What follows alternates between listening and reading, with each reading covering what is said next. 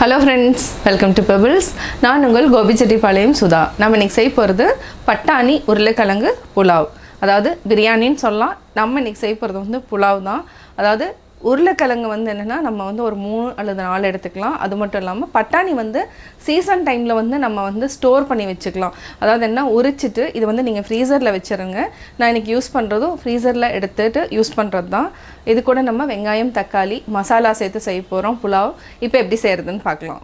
நம்ம ஒரு குக்கர் எடுத்துக்கலாம். குக்கர்ல இது 1 டேபிள்ஸ்பூன் அளவுக்கு நெய் எடுத்துக்கலாம். இது கூடவே ரீஃபைண்ட் ஆயில் கொஞ்சம் எடுத்துக்கலாம். ஒரு அன்னாச்சி முக்கு, 2 ஏலக்காய், பட்டை, 4 லவங்கம், ஒரு பிரிஞ்சி இலை. இது கூட நம்ம ஒரு 3 பெரிய வெங்காயம் எடுத்துக்கலாம். 2 பச்சை மிளகாய். இது நல்லா வதக்கிக்கலாம். 1 நிமிஷம் வரைக்கும் வதக்கிக்கலாம்.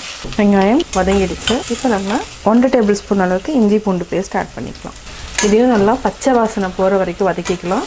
இது நல்லா வதங்கினதுக்கப்புறம் நம்ம தக்காளி ஆட் பண்ணிக்கலாம்.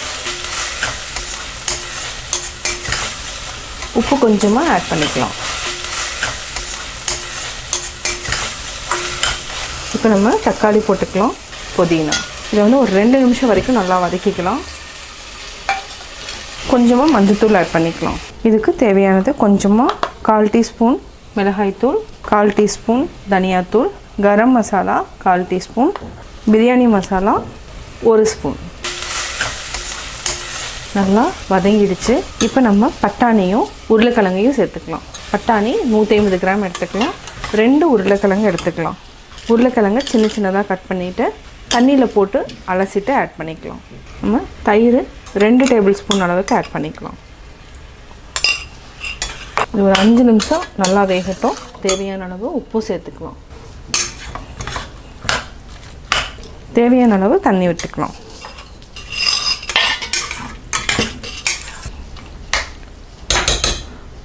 மூடி போட்டுக்கலாம். பட்டாணி உருளைக்கிழங்கு நல்லா வெந்துருச்சு. இப்போ நம்ம ரைஸ் எடுத்துக்கலாம். ரைஸ் வந்து நான் பொன்னி அரிசி தான் எடுத்துருக்கிறேன். இதுக்கு வந்து பிரியாணி அரிசி எடுக்கலாம்.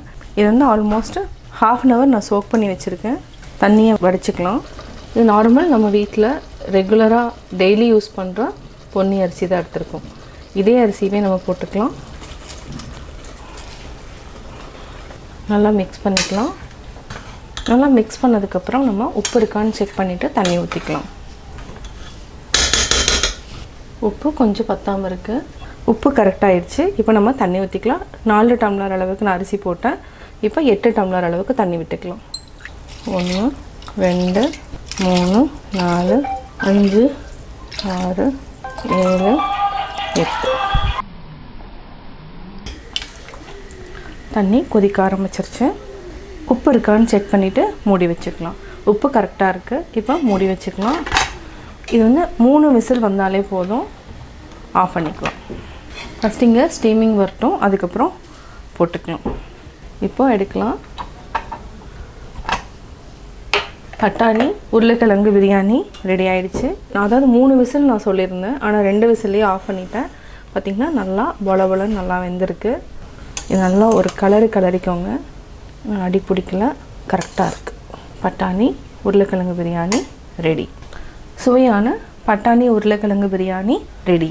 பட்டாணி உருளைக்கிழங்கு புலாவ் எப்படி செஞ்சேங்கிறத பார்த்தீங்க. இது வந்து என்னென்னா லஞ்சுக்கு நம்ம எடுத்துக்கலாம். அது மட்டும் இல்லாமல் நம்ம வந்து லஞ்ச் பாக்ஸுக்கு கொடுத்து வர்றதுக்கு எடுத்துக்கலாம். சிம்பிளாகவும் இருக்கும், டேஸ்ட்டாகவும் இருக்கும். நீங்கள் வீட்டில் ட்ரை பண்ணி பாருங்கள். பார்த்துட்டு உங்களுடைய கமெண்ட்ஸ் எனக்கு சொல்லுங்கள். லைக் பண்ணுங்கள், ஷேர் பண்ணுங்கள், மறக்காமல் சப்ஸ்கிரைப் பண்ணுங்கள். அது மட்டும் இல்லாமல் பக்கத்தில் இருக்கிற பெல் ஐக்கானை கிளிக் பண்ணிங்கன்னா நாங்கள் அப்லோட் பண்ணுற வீடியோவை நீங்கள் உடனுக்குடன் தெரிஞ்சுக்கலாம்.